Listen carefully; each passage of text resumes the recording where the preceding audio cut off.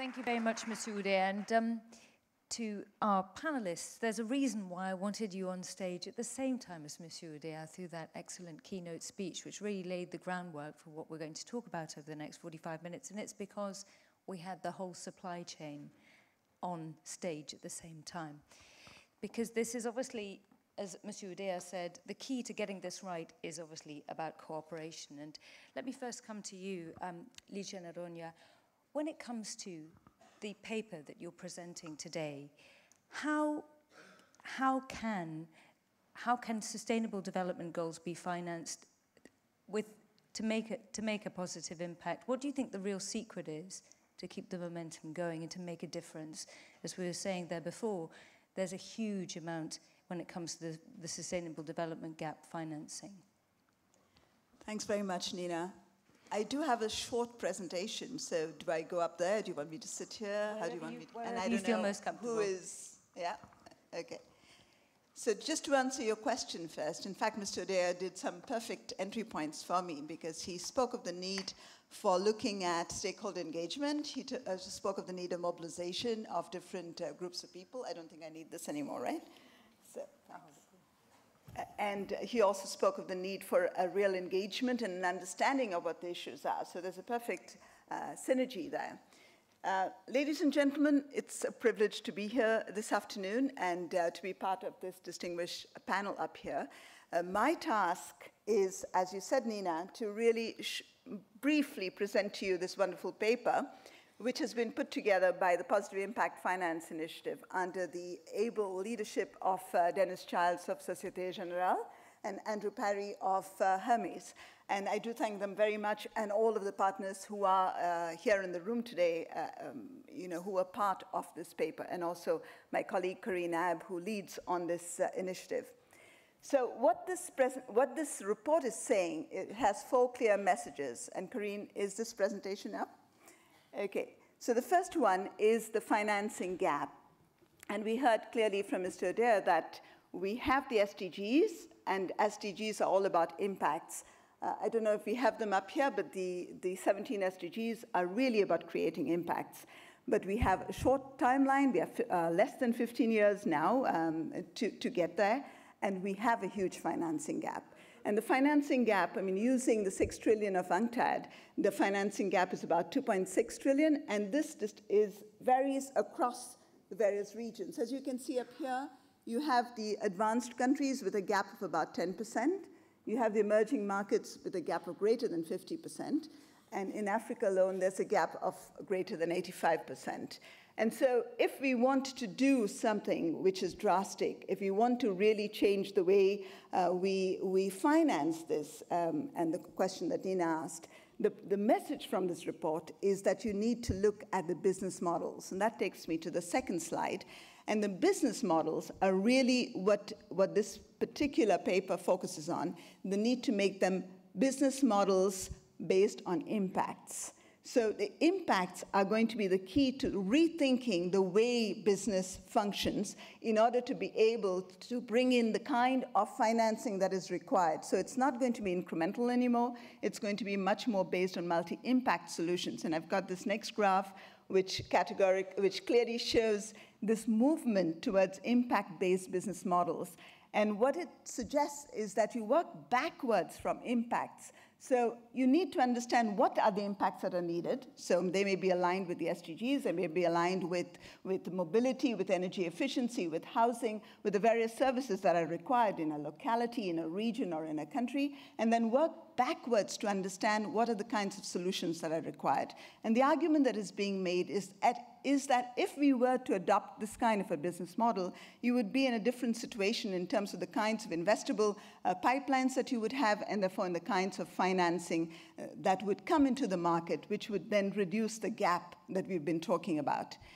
But in order to be able to do that, and this takes me to the next slide, it's imperative that we look at the methodologies that we are adopting in our planning. And what the paper suggests is a need for a holistic approach to impact appraisal, which allows you to not just focus on the kind of trajectory we've had so far of looking first at the negative externalities and then at the positive externalities, but really looking at all of them together and coming up with solutions which are much more impactful based. So the argument is that first you need to have working back from the impacts. Secondly, you need to adopt a holistic approach to impacts. But to be able to do this, and this is what Mr. Dea was already alluding to, you need to focus on the relationships, on the ecosystem that supports all of this. And that takes me to the last slide of this paper, of this presentation, which is that every stakeholder has a different role to play in order to be able to create this transformation. You need the governments to be very clear about what is required, what are the targets, what are the services required, and obviously they have an important role in all of this. But you also have the demand and the supply constituents coming into this kind of an operation. So the need for the ecosystem to be reactivated around impacts, and that's why it's called an impact ecosystem. But Nina, in order to be able to really understand where this is happening and how this can be, can be taken forward, you have this wonderful group of speakers here, and they're going to actually tell you examples of all of this. So thank you very much. Thank you very much. Thank you, Rita. I'll give the microphone back.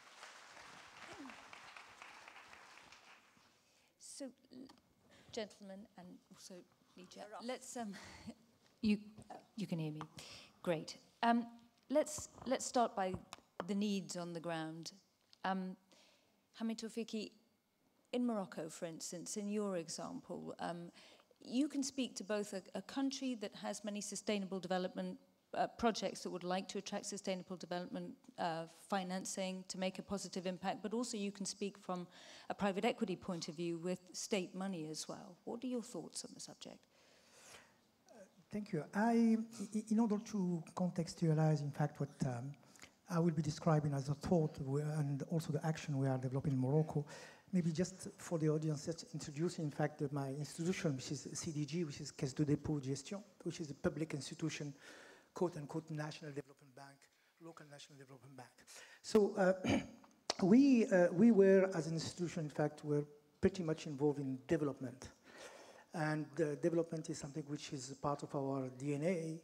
And we started, 10 years ago, we all used to say, not only in Morocco, but elsewhere, that sustainability is an issue for the North and development is an issue for the South.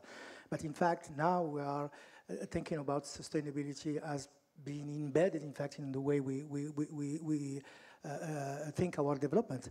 So in Morocco, we started having the constitution, 2011, that put sustainability development as a right, in fact, for citizens, and we followed by having a national strategic development plan for sustainable development, and it was approved in 2017. Based on that, we effectively we have the government developed a series of objectives and targets. I think 169 targets clearly. The question now is, in fact, implementing them, and this is, I think, the main issue, because we have several challenges. So we were talking about SDG, but we still have to broaden, in fact, the ownership process of SDG, in fact, locally. And this is something important because people, they don't speak fluently SDG everywhere. So you have to explain to them how these SDG are, they relate to them, their day-to-day, in fact, concern and problem, and how they deal with their first concern. As you know, for example, Morocco, the unemployment is key. So, and also the inequality. So this is the first challenge. The second one is to align, in fact, development priority with and objective with national priority, because when you have the strategy for sustainable development, you have to make sure that the existing sectorial policy, that they converge. So you have a series of challenges. One is important that I will come back to, which is the monitoring, how you measure the impact. And the last but not the least is, in fact, the challenge with regard to financing. And this is something which is key, because I will put a link, in fact, with what was presented before, is we all think that, yes, we have a financing gap and we need to have a project, and we hear that we don't have bankable project and so forth, which is true. The idea is how do we structure the project? And what we have, for example, today, in Morocco, we launched a lot of huge infrastructure projects since 2000. And one is, which is everybody is familiar with, is regarding the renewable energy and the solar energy in the south. But the issue now is that we have a situation where the huge projects that were developed and financed, now we are looking at them and we can see, in fact, for some of them, and not the impact, but the return, in fact, from this investment. And the question here now is how can we structure differently, in fact, the project to make sure that we realize the impact that we expect from this type of project. And instead of having the financing coming at the end of the chain when we design a project, to make sure that we place the financing in the beginning of the structuring of the project. And already in that answer of yours, you've touched upon so many of the key issues, which is the issue of understanding, so speaking fluent SDG, and then as well as being able to measure and monitor from here on. I want to come to you, Thierry, because from a corporate point of view, obviously you're creating an ecosystem of products that people will use with a completely different fashion in the future, multifunctionality. From a corporate point of view, where do you stand in the equation of being able to make a positive impact in terms of the financing the SDGs? Yes, and first of all, thank you to participate to this excellent event, and this is a rare occasion to have this type of opportunity to talk about as an industry and a corporate position. So, of course, sustainability is critical for us, for our own development, but also where we contribute. And one element was mentioned earlier, which is the element of the lamppost. Lamppost is one of the key elements that we find in the cities and many other places, but mainly in the cities, but which is changing and probably changing the world in the future. Actually, we think that the lamppost is moving to the smart pole and a complete different aspect. We talk a lot about smart and why smart. And in the moment, we talk about a lot of those elements which become smarter. But the lamppost is really the place where, in the future, we will find something which is a much more evolutive place. As we have seen in the graph earlier, there is a lot of connectivity that we can bring into that. This is also a place that will be offering in the future the capability to have modular adaptation in the local environment, and to be close to the local needs is very important. And this is also the place where in the future, we will also have this element as a big part of more smart city development, up to potential smart city as a platform in the future. And that's something that we will probably talk about it later. Hello, right. I want to get your thoughts, Andrew Parry, because as we were saying there before, we're sort of three years into the adoption of the Sustainable Development Goals. You're from the asset management side of things, and obviously we heard Monsieur Oudéa from the big investment banking side of things. Everybody has a different financial horizon, don't they?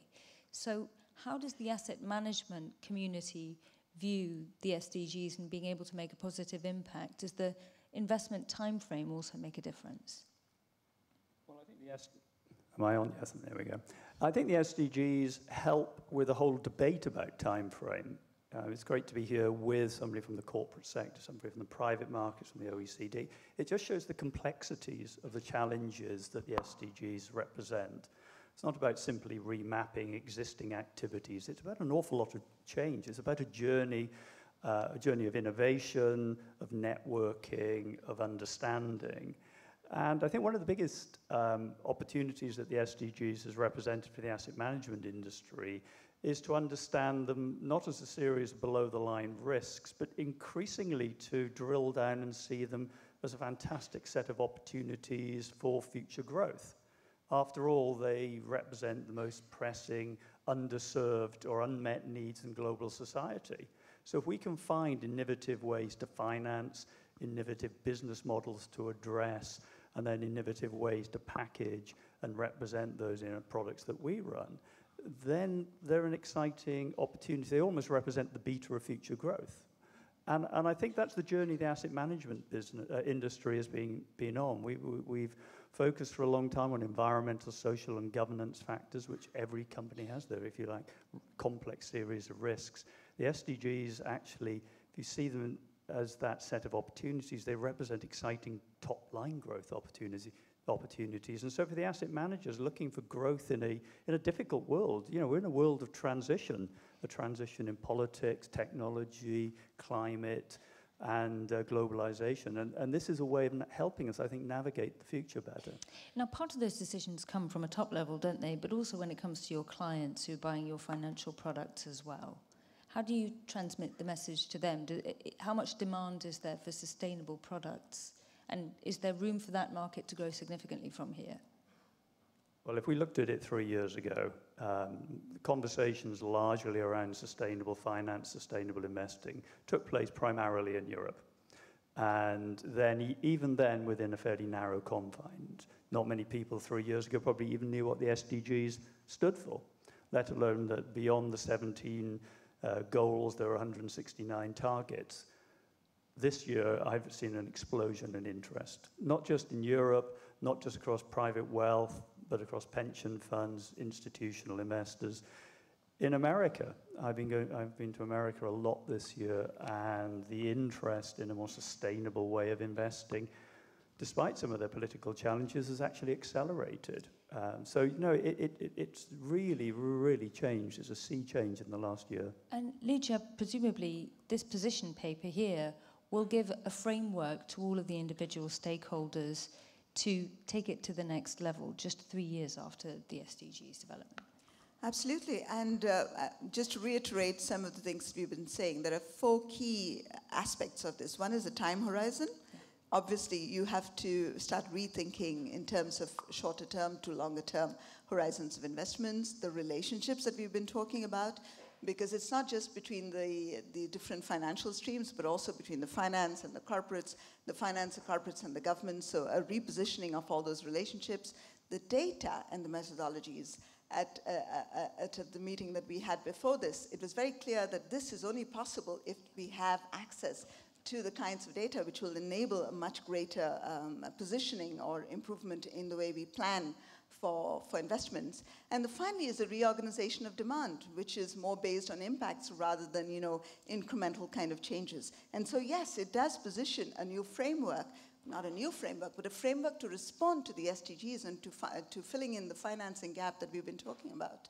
And Hamid Tawfiki, when it comes to measuring and monitoring the impact that this type of financial arrangement is, this type of finance is having, how long do you think it'll be before, as you said, people will start to understand and speak, as you said, fluent SDGs? Because presumably when we get to the holistic, when we've tackled the whole of the issue, we won't need to remind people that certain business models are indeed sustainable. It'll just be taken as read.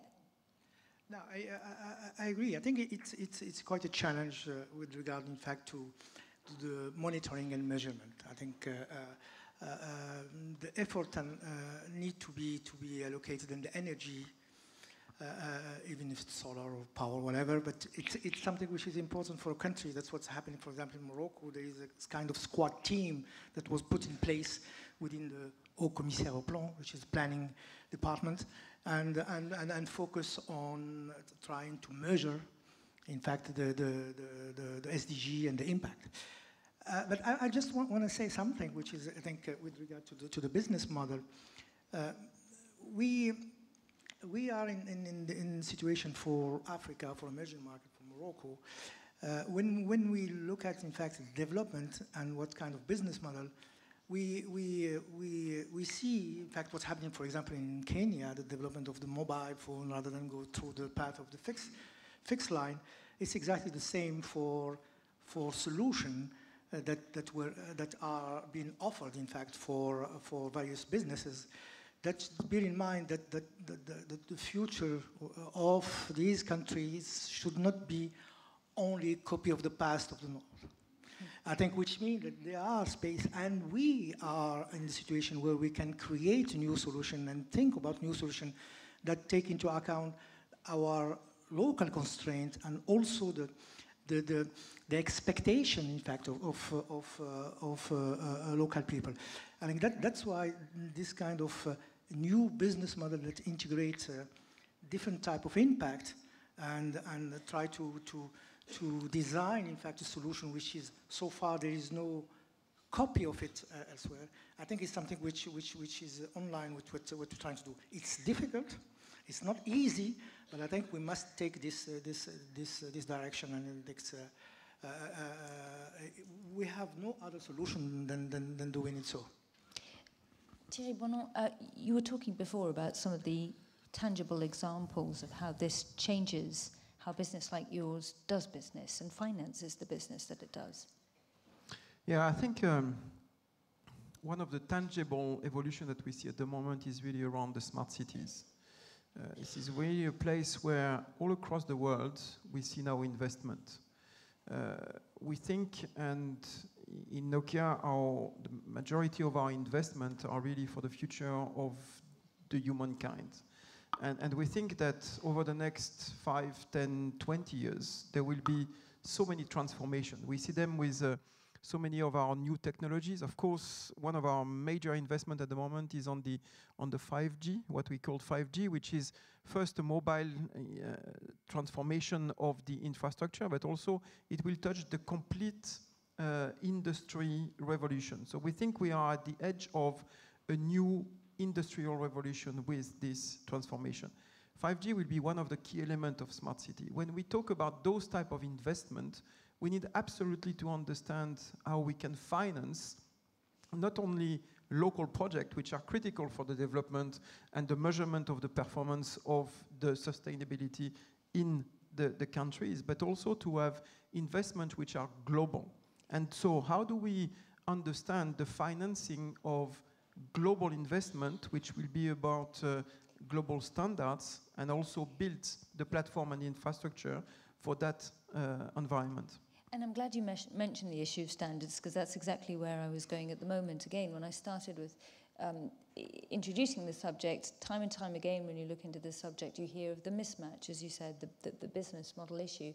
In terms of sort of finding a standard that fits a standard that we're progressing towards, what would you say this from the corporate perspective? And then I want to ask you from a finance perspective. For us, standards are critical, because standards are the way we can safely invest in R&D, which will be multi-year investment. And this is something which is critical and to be reused across the world in the different continents, in the different countries, and also up to the level of the city and the development. Obviously, we'll have to see many different business models, because with all those transformations that we see in the technology today, nothing can be assured over a few years about the performance of the investment. And the more we go to local projects, the more we go to local investment, the more risky are all those investments from a technology standpoint. But if we can be as close as possible to global standards, then obviously the investment is much safer. Do you find, Andrew, that this issue of wanting to invest in local projects, but then at the same time, as Thierry was just saying, having to deal with as an international company with shareholders, the issue of standards is something that is an issue? Have you ever come across tangible examples of that? Well, I think there's a huge desire to get more standards, because the big problem with the data at the moment that relates to either sustainability or environmental and social factors can be inconsistent across data providers. I'm sure the corporate sector gets inundated every month with spreadsheets and requests for this data. So I think there's a growing awareness that if we can actually move to a more standardized, even maybe a mandatory way, that actually might help the corporate sector, because it gives them a common language, and instead of filling in 30 different reports, they're actually reporting in a consistent manner. So I think that sort of common language is really very important, because one of the inhibiting factors for many of my clients, particularly pension funds, is a confusion around acronyms and synonyms to describe what we're doing, from impact to sustainable to ESG to SRI to SDGs. They do get assailed by all these things and get very confused about what they all mean in the context of achieving returns that have to be linked to meeting their financial obligations. So I think the more that we can do to educate them, provide them with the notion that these aren't just sort of non-financial items, these are extra financial items. These are part and parcel of developing long-term value creation within businesses. And it is about that, hopefully, lengthening of time horizons, but also opening up many pension funds to the idea that sustainable investing is not about putting social and environmental purpose ahead of returns, but actually an excellent way of finding new opportunities, particularly in private markets. A framework like this will be welcome then to, obviously, clients and shareholders like yours. Yes, you know, one of the things that I have more conversations about than anything is what are the frameworks, what is the language that we can use to identify what we're doing. Now, it's got to be put in the context. We talked about local context, global context, and it's got to be put in product context. So there'll be no one perfect solution, but we do need to find this common shared language, and starting with the data. And the data is going to get more difficult. You know, AI is changing completely the way that we look at data. We're going to go from a regime of where data is disclosed to where increasingly data is going to be discovered. Big data sets, AI, etc., are going to really challenge all of us, corporates and investors alike. And that, for me, is a huge opportunity, the advances in AI in this area. Let's see whether we can take some questions from the audience. I believe there may be some questions out there. Could you just raise your hand if you have a question? Anybody see any? No? Licia, I'll come back to you then. Where do you think the Sustainable Development Goals and financing the Sustainable Development Goals, businesses who are sustainable, with this framework, where would you hope it will go in, say, the next 5 years from here? Where do you think it'll go? You know, you asked an earlier question which links to what you're asking now, which is what is at the center of all of this? And the center of all of this is really human needs, the planetary boundaries, and of course, the need for prosperity and jobs. And that is what the Sustainable Development Goals are about. And so a common global standard would be the Sustainable Development Goals. And it's obvious from what we are seeing in the last 3 years that there is increasingly a common language being spoken, to use your words, Andrew, towards this kind of a thing. So if we were to have frameworks which would take us there, we would be in a position, I think, to do much better than we've been doing so far. But we cannot stick to just this one framework or this one report. And this is where I also want to bring in some of the other work that we're doing at the UN, which is, for example, the 10-year framework of programs on sustainable consumption and production, sustainable public procurement, because these are levers by which you can actually implement or, what shall I say, roll out the ideas that you have on impact-based economies further and quickly. So you have tools all along in the real world, in the real economy, and now you need to connect these with the financial sector. And if we could do this connection, I believe you could take this quite far. I can't give you a guesstimate, but I can say that we have the right steps towards this. Where do you think the connection needs to be stronger? Where do you think the translation, is it a translation issue? Is it just an issue of people getting used to understanding what businesses they can finance that are sustainable? Where do you think the connection is to make that 2.5 trillion gap apparent? I think it's a realization that we're in it together. At the end of the day, if economies have to flourish, if the financial sector, the business sector, everyone needs to flourish, we need to understand where the world is moving towards. And so the key thing, therefore, is to have the larger vision, because that will enable the deconstructing of this larger vision into the global, the regional, and the local. And unless, as you said earlier, everybody understands and starts embodying these sustainable goals into their thinking, and I'm not talking just of the CEOs of companies, but every individual, you will not be able to make that change. So I think every consumer, every producer has a very clear role to play in terms of these impacts. And when that happens, and the financial sector will have to deliver, because they will see that this is where the demand is, and whether it's the investor, whether it is the pensioner, or the funds that you have to put in, you will realize that unless you are sensitive to what is required by the world, you will not be in a position to move this forward. Hamid Tawfiqi? Yeah, I just want to add one point. I believe that if we want to ensure sustainable financing of SDG, it has to be rooted into the local market first. Because if you do it without the local financing market or financial sector, because I think it is important that to have this kind of diffusion of the concept, the objective within, in fact, the field, and not having the local market being crowded out and put aside. I think it is important. It is important also for capital market. I think we are talking about investment management, and asset owner also should be more and more involved. And to do so, you have to make sure that local capital market is developed enough to make sure that it participates to the financing of SDG. But that's not possible in every market around the world, No. is it? No, I'm talking about, for example, Morocco. This is one of our missions, is to work on developing, in fact, the local capital markets, be it on equity or on debt and so forth, because it is key. We have pension funds and we have insurance companies, so we have to make sure that we create, in fact, the instrument to enable them to invest. And if we succeed, and what we are doing, we start doing it for infrastructure financing, for example, as we close a transaction with regard to the desalination project, which is the biggest plant, in fact, not only in Africa, but I think in the world.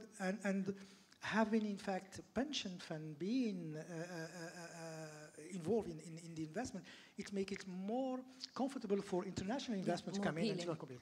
So this, yes, I think for the financing gap, this is important, because if we don't involve and put the energy in order to make sure that local players are also involved in the financing, I think it will maybe it will take time, in fact, to achieve financing of the whole SDG. It is important. For me, it's a necessity to make sure that local players are not being crowded out. We have to invest.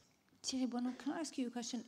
Is there now we're here talking about positive impact, but is there something negative that needs to be avoided to prevent people being put off further down the line? As a big corporation like yourself, looking at many different projects locally. We see, actually, this is my corporation, Nokia, is part of the telecom and IT industry. And it's clear that if you look at the last 50 years, we have an example of value destruction through the internet. Clearly, with the introduction of the internet globally, we have seen a reduction of the production and the value created. So this is probably one of the first industry revolution which has been destroying value. Of course, prior to that, the mechanical transformation has been something which is creating a lot of value. We think, and this is why sustainable development is critical for us, is that we think that the next generation, and especially enabling by the 5G generation, with all those transformations that you mentioned earlier about virtual reality, augmented reality, the robots, and all of this part, will create a potential new value. But of course, there is a risk associated to that, because if we are not succeeding in this transformation of the world, and if we are not succeeding in creating value in the transformation of the industry, then that's a value for the global planet. So the risk is associated here, and we have an example just in front of us for the last 20, 30 years. So that's something which is a critical element to consider, and this is why, as Nokia, we have created this framework which you can find, which is called Future X Network, which we think are the type of enablers where this new open platform, because everything will be open, can develop much more value, where not only global industry can transform, but also by having an equivalent framework all across the industries, we can really have the local industry to contribute with the same value and the same richness into what the global infrastructure could do. And just a final word, Andrew, from 10 years from now, would you hope where do you think we would take this conversation 10 years from now? What would be a positive impact for you if you had to look at it holistically? Well, I suppose the ultimate outcome is we wouldn't be talking about it in 10 years because we've actually done it. You know, I think really for me, the best and the biggest outcome is this just becomes integrated into business as usual. Seeing it as sort of something siloed and different does limit its ability. So integrating it into the way we just naturally think and the way that we think about the opportunities out there, I think is really very vital, particularly given some of the big pressing challenges of the world. I was lucky enough to be in Boston a few weeks ago, and I read one of the quotes on JFK's inaugural address, and he said, if in a free society we cannot help the many who are poor, we cannot save the few that are rich. And I think this is really very important because these are societal-wide issues, environment and society. And actually, Thierry's business will not thrive if we do not tackle these issues. You know. Please finish your point. Do we have one question from the audience, or I believe we have run out of time, but if there is a pressing question from the audience, there we have one at the back. Make sure we get some in. Do we have a microphone for the lady in the back? There's over there, on the left.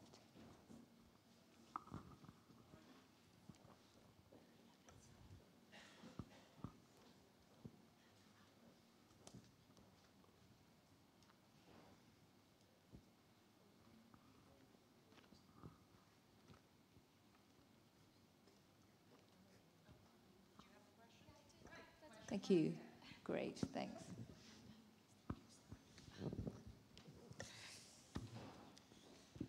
Hello, so I'm Harper with UN Environment, and I just had a question to the panel in general. So we've seen over the weekend the protests in France regarding carbon taxes and regarding increasing fuel prices.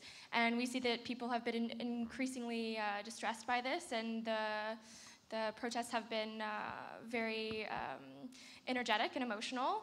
And I think that we'll see this more and more as we see rising fuel prices in accordance with carbon taxes and things like this. So my question is, when we're talking about thinking about impacts on finance, a lot of financiers are looking to progressing policies in order to make their commitments for the long term. And so my question is, as we see these reactions from civil society, how can we expect financiers to react to this, and how can we expect policymakers to react? Andrew? Well, I think these protests, you know, obviously, if people are suffering from fuel poverty and low incomes, you can understand the challenges. But I think the big problem is that we all have when we're looking at these things is that these are system-wide issues. We can't just look at it from supply, we have to look at it from demand. And it is what we're trying to do is create a behavioral shift right across society. And unfortunately, psychologically, we will all give up those things that are easy to give up, where there's no economic cost, but we'll continue to do the things where we feel there's a personal loss. And it is a challenge for policymakers. Policymakers are trying to create an environment where there's positive momentum, changing behavior. You know, when the oil price went to $144 per barrel a number of years ago, in America you saw miles driven fall by 5%. So unfortunately, pricing and economics do play their role in changing corporate consumer demand, and I do think we have to consider that. Now, getting buy-in comes back to that common language and that common purpose that we're all trying to achieve. And it's not easy, it's not trivial, but we have to see it as this broad system-wide approach. And Lydia, we're seeing that on both sides of the Atlantic, aren't we? Absolutely, but Andrew's put it so well that this is exactly it. We just need to be able to explain better what the purpose of these taxes are, what the purpose of what is the end point of the game. And once people start realizing that and they buy into this, and that's when the conversation will change. So this is across, I mean, the carbon pricing, as you know well, has always had an issue with it. There's always been winners and losers, and there are ways in which you can address this, and this is one of the key contentious issues. But again, you need to focus on the buy-in. You need to focus on being able to help understand or help everyone come on to the reason why you have these things, and who will be affected most when they're introduced, and how to help them win over that particular difficult moment. Again, though, this is also a time frame issue, isn't it? Absolutely. It'll take a long time for people's way of lives to change. Hamid, Tawfiq, for instance, in Morocco, away from your business specifically, because obviously you mentioned very impactful projects like the desalination plant and so on and so forth, how does one sell that message? You know, I'm Moroccan by birth and French by education. So I'm torn between wearing my yellow jacket or having a siesta. So, but I will try to do both. So you have, I think the issue here when we're talking about the tax, and we have something equivalent, for example, in Morocco, where we launched a very important and huge project since 2000. And now when we take kind of stock of what has been done and what are the impact of this type of infrastructure, we realize that the impact on employment was nil. Not nil, I'm just exaggerating, but the impact was not there. So the people, in fact, concerned is to have a job and managing also inequality. So you have to have in mind these type of objective when you design the impact. And this is why we are rethinking, in fact, the way we need to structure a project, not only to improve their profitability, but the impact that they have on people. And I think this is exactly the same thing, because we cannot look at things only on what I call in general terms or on average, but you have population that cannot be left aside. You have to deal with it, you have to manage it, and you have to put in place the system or the solution that can enable you to move smoothly, quote unquote, this transition. So we have the same thing, which is employment, youth employment. So we have to find a solution when we design a project to take into account the education and employment. This is first. It's not only having a nice road and an airport and so forth, but we have to do this. Let's see if there's one more question from the audience, I believe. Oh, yes, we do have one over there. If we could get the microphone to the third row back. Yes, sorry. Hello, good afternoon, Nicolas Pio, co-founder and CEO of Till Capital Partners. One question on, in fact, on the social cohesion side. Don't you think we should put in place a very specific reflection on social cohesion, because we brought the whole community of corporate investors, etc., around climate change. But the rising inequalities, I think we see the devastations of wars and everything, and migration, and how it raises populism everywhere. Don't you think we should absolutely tackle this, because this will be also the enabler to any sort of environmental policy that we may implement in the future? Thierry, can I ask you if you want to take that? I know it's a difficult one, but from the corporate point of view, actually, it's Actually, I'm not sure a corporate can answer to the extent of that question. Of course, we are contributor to this type of development. I think the closest I would see on our side is what we call the digital transformation. I mean, the digital transformation is one of those transformation of our own corporate, of many of the corporate today. And we talk a lot about creating new environment with robots. And everybody is talking about will robots create new job or destroy more job than they will recreate new jobs. So, and that's the challenge of even a corporate to say, yes, it will recreate more activity because the volume of activities, because the transformation of activity. But for sure, it will not keep the same. And a digital transformation in our corporate environment is something which is critical to anticipate, but also very difficult to manage, because this is something where we need to have a very strong agility in the way year after year, month after month, we look at that transformation, those capabilities, and how across the world this is being developed. And so in Nokia, we talk a lot about this. We talk a lot about how we transform our business, how we train people, how we transform our corporate people in order to be able to manage this. And the sustainability in that way is quite critical. Populism, as this gentleman mentioned, and I specifically directed this question to you, Yoshi, because you work for a large corporation. You said that you were a startup entrepreneur as well. How concerned are you about the sort of political trends? Well, I think we're all concerned, and that's why I used that quote. You know, that quote from JFK was very much addressing that, because it's about the system and the world, the ecosystem in which we operate. You know, we have the just transition. So work very much from the PRI, the Grantham Institute, talking about how we can have a better civil society. Also, I think, and Thierry's actually picked up on it really, that I think companies themselves are really beginning to rethink about what their purpose is in this broader society context. They are social enterprises. You know, they're not just about profits. They are some of the largest employers of people in the world. And actually, as the world begins to shift and those dramatic collisions between technology, between the climate, between demographics occur, so it causes companies and investors alike to worry about the resilience of returns on physical capital, returns on human capital, returns on financial capital. So I think we're all very aware of it, but it is complex. It's no one easy solution.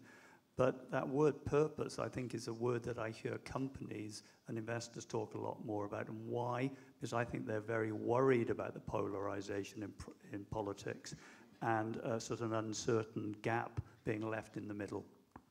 Andrew Perry, thank you very much for that point of view.